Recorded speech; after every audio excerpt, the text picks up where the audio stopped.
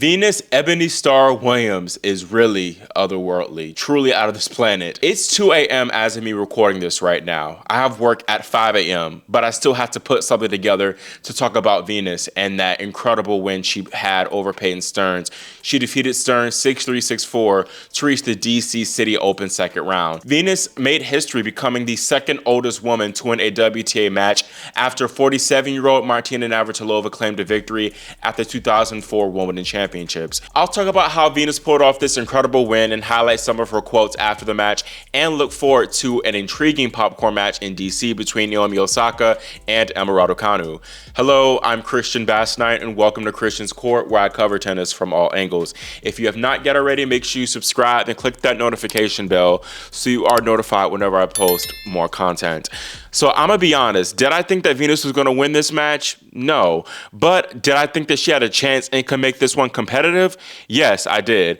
I do think that her doubles win alongside Hailey Baptiste the day prior, those two, they beat Claire Ganouet and Eugenie Bouchard convincingly 6-3, 6-1. I think that match for sure helped Venus and helped her settle in, because this was her first tournament period since the 2024 Miami Open in March of that year. And Venus did show some good signs during that doubles match. And while Peyton is ranked at a good spot, for her standards at least, at 35 in the world, the American was not coming into this tournament high on confidence at all. She had lost her last 4 of 5 matches, and she truly has not been the same since she dropped the opening set to Jasmine Paolini in the Rome semifinals. I also knew that playing Venus would not be an easy task for Stearns, and I feel like still Venus has some intimidation factor behind her. Plus, nobody wants to lose to a 45-year-old, regardless of whether it's a legend across the net or not. And while I think those factors did play a role, Venus does deserve a lot of credit for how well she played tonight. Now, Venus did not start this match off that great. She got broken at love, so not great signs for her, but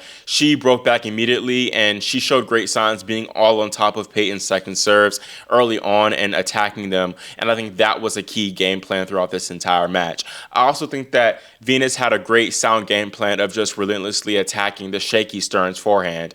When Peyton has time on that forehand wing, she's very strong, but whenever she's rushed, it can be pretty messy because of her kind of bigger take back. And after that first service game, Venus's serve was pretty much firing for the entire match. And this was honestly shocking because we haven't seen Venus serve this well in years, probably not since 2017. Venus hit quite a few serves over 100 miles per hour, and she ended up with 9 aces total. And she was honestly serving better than the majority of the women's tour, not even gonna lie. And I was also surprised by how well Venus kept her intensity throughout the match, even when she faced some rough patches. And Venus, especially in the past few years or so that she's been playing, has been prone to having drop-offs of where she kind of lowers her intensity whenever she has opportunities to actually win. But we did not see this really at all. When Stearns broke back to put things on serve again at 4-3 in the opening set, I thought that Peyton would really run away with the opening set and win it 6-4, but Venus didn't drop another game in that first set. And then when Peyton got the early edge for a 3-1 in the second set, I even tweeted, it's a wrap for Venus. And thankfully I have the screenshot that someone kept on Twitter to show how wrong I was. But Venus, credits her, she played an excellent game that immediately to break right back. And Williams played pure first strike tennis, which is what she needed to play for real if she wanted to close this match out in straight sets. And then I thought that Venus was in deep trouble after she missed those 4 match point opportunities at 5-3, especially when she went down love 30 when serving forward at 5-4, but she closed it out strong. So I'm so impressed with Venus. And yes, Venus did get some help from Peyton, who objectively played a poor match from her standards. She was pretty error prone and she served poorly, and I think that overall she did a little bit too much and wasn't able to adequately exploit Venus's movement. But I must say, Venus really surprised me with her court coverage. She moved so well, especially for someone being 45 years old. And really my biggest criticism for Venus has nothing to do about her play, it's just those darn footfalls. She probably had 5 to 7 foot faults in this match alone. But that aside, of course, we all know what a tremendous feat it is for Venus to win this match at 45 years old. But aside from that, just her playing this well after not playing a singles match since Miami 2024, that's exceptional. And she also hadn't won a match since the 2023 Western and Southern Open in Cincinnati. So for her to be able to even close out this match, I truly have no words. truly have no words. And it just proves, this match truly proves that she's simply a generational talent, because not many people would have been able to play this well at 35, let alone 45 years old. And again, the way that she struck the ball and the way that she was serving, it's like the Venus of 2017. And that's really why she hasn't called it quits, because she knows that she can still play like this. Her ball striking is still phenomenal.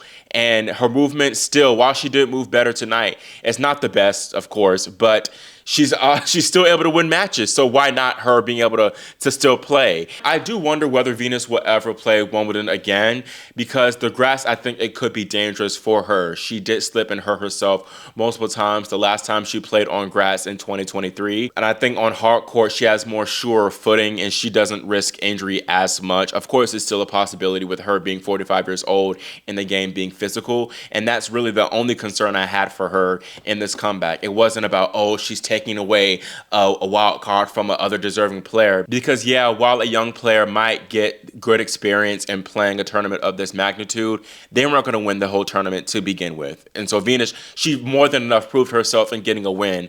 But above all, she's a legend, and I feel like she deserves as many wild cards as she wants. That's my mama. That's my mama.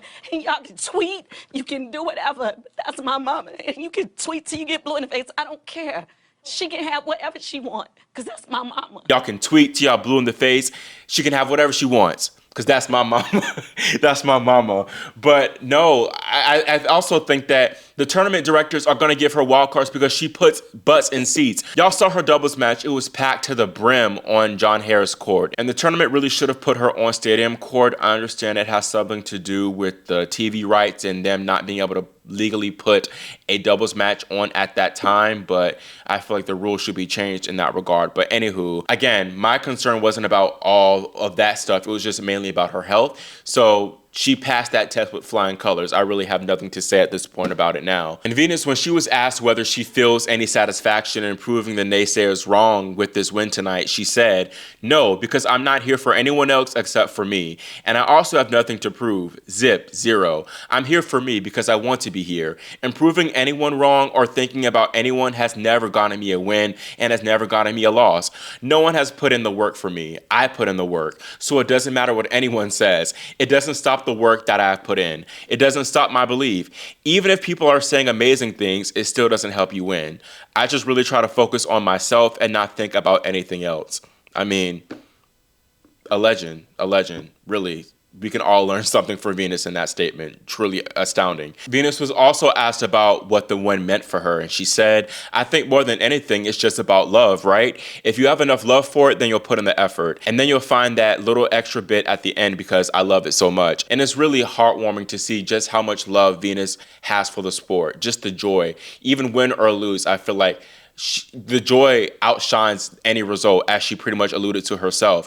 And as a fan of hers, and I mean, she's the reason why I'm here today. So I honestly, again, got a little bit emotional seeing her win after all these years, man. And it's crazy to think, like, I honestly thought that she was silently retired. And just thinking back to literally like a few months ago where she was doing commentary work or just with TNT for Roland Garros, to see her then and then now, it's surreal. It's truly surreal. And again, it goes to show how much of a legend she is. She's truly an inspiration. Like, there's no other way to put it. And I hope that she plays Cincinnati, because I will be there at Cincinnati. So hopefully I can ask her a question. That would be really a surreal moment for me. Like, crazy that I was 2 years removed from being born when she won her first major. And now here I am, 23 years old, and she's still winning matches. Like, that's really no words, Venus, no words. I feel like too, she's probably inspiring Serena. Serena sitting back home watching, she's probably got the itch, and maybe she's thinking about coming out of retirement. Maybe Serena will come back for doubles. I don't think that she will come back for the US Open, because she did put her name off the anti-doping list. So that's a whole process that would take months for her to get back on the list to be even eligible to compete again. So maybe 2026 Australian Open or 2026 Wimbledon US Open, that could be a possibility. So I don't know. But focusing on Venus now, I mean, call me delusional, but what if she can't get that title number 50 here? I am a believer, so anything is possible. Crazier things have happened. But taking it one match at a time, up next for Venus is the number 5 seed Magdalena Freck, who the Polish woman does not have a lot of weapons, being fully transparent. And I think that a lot of things will be in Venus's control in this match. But Freck is pretty tricky, and I think that she's going to try to move Venus a lot more with drop shots and slices, so it's not going to be easy for Williams. Not to mention, Freck is much more consistent from the ground than Stearns, so it'll be a challenge, but I think that Venus still can get the win. By the way, the winner of this Venus-Magdalena match will face the winner of Emma Raducanu and Victoria Mboko, which is another big popcorn match to watch. And briefly talking about doubles, Venus and Haley Baptiste, they now face the second seeds Taylor Townsend and Shuai Zhang, which should be a really fun match. That's a quarterfinal match. Another matchup which should be very fun is a battle of the former US Open champions and Naomi Osaka and Emma Raducanu. Raducanu was the first woman to punch her ticket into the round of 16 after getting a gritty 7-6, 6-4 win versus 7-seed Marta Kostyuk in nearly 2 hours. Not a total surprise that Raducanu got this win. Kostyuk has not been high on confidence at all, really, since Rome. She lost the opening round at both Roland Garros and Wimbledon. Yeah, I feel like that was a little bit of a factor, but taking nothing away from Raducanu, she's been playing really strong tennis all season, and she fully deserved this win. It was a gritty one, nearly 2 hours long. Naomi, meanwhile, she earned a 6-2, 7-5 win over Yulia Putintseva. I feel like overall, Naomi should be pretty satisfied with the win. She was solid for the first set and a half, really no complaints, but her forehand did start to misfire a bit, and Putintseva raised her level. Giving Naomi credit, because things could have got really complicated as Putintseva, she got a break and she served for the second set at 5-4. Not to mention, Naomi was seemingly robbed at 4-all in the first point of that game as a Putintseva shot seemingly landed long, but Hawkeye didn't call it. So again, that's a whole issue in and of itself of Hawkeye not being 100% accurate. But anywho, credit to Naomi for a solid match, and I think that these are great first signs for her hardcourt summer swing. Briefly looking ahead at this Raducanu-Osaka match, this will be their first ever meeting, and Emma talked a little bit about this upcoming matchup in her post-match press conference. She said, "I'm looking forward to the match. I think it's a great match for a lot of spectators, which is a great thing to be a part of. I felt the same way when I played Arena at Wimbledon. That atmosphere was unbeatable for me, playing at Wimbledon especially. I seemed to really thrive and enjoy that moment. I'm looking forward to again playing Naomi, and I think all the exposure I get to these top opponents, she's won 4 Grand Slams, so an incredible achievement and incredible career so far, and she's been playing really good tennis this year. Yeah, it would be a great test of my own game and myself." Naomi really didn't say too much besides that she's excited to play Raducanu and that she has sympathy for Emma and everything that Emma has dealt with, including the stalker situation and the British press. And I think it's going to be a close one. Naomi might be the slight favorite on paper because of her hardcourt prowess, and I think her serve and her power might be the X factor. But Raducanu, I think that she handles power players pretty well, as she is a great redirector of pace. Raducanu also tends to make matches pretty physical, and I feel like this one could favor her if it goes the distance. I think it'll be a matter of Osaka. Osaka's serve will be hugely important, because if she doesn't make a lot of high-quality first serves in, I think that Raducanu will make her pay, because Emma is a pretty sound returner. Honestly, this one is going to be a toss-up for me. I do think that the crowd will help Naomi get over the edge. Honestly, this one will be a little bit of a toss-up for me. I do think that the crowd might push Naomi to the finish line on this one, so I have her taking this one in 3 sets. Now, we have a few other really interesting round of 16 matches on the women's side in DC besides Osaka, Raducanu, and Raducanu Mboko. The top seed Jessica Pegula will open against Leylah Fernandez. Taylor Townsend and Sophia Kenin will duel in the Battle of the Americans. Then you also got the second seed Emma Navarro taking on Maria Sakkari. So again, really all those are great matches too. On the men's side, we do have a little bit of carnage as the second and third seeds, Lorenzo Musetti and Holger Rune, are out. Musetti, he lost to Cam Norrie 3-6, 6-2, 6-3, so not a bad loss considering how Cam is so solid and Musetti is still kind of working his way back from injury. Speaking of injury, Holger Rune was forced to pull out of his opening round match due to a back problem. And it sucks too because he was under the mentorship of Andre Agassi, and I was really looking forward to seeing how maybe Andre would help him for this week, but I think right now, Holger's biggest enemy is his body. He's just so injury prone. That is all I have for this video. Let me know your thoughts on Venus's incredible win and if you think that she can go one round further and even maybe go all the way. Also, give me your picks and predictions for that Osaka-Raducanu match. Again, make sure you subscribe and click the notification bell so you are notified whenever I post my next DC update video. Thank you all so much for watching and for your support, and I'll see you all next time here on Christian's Court.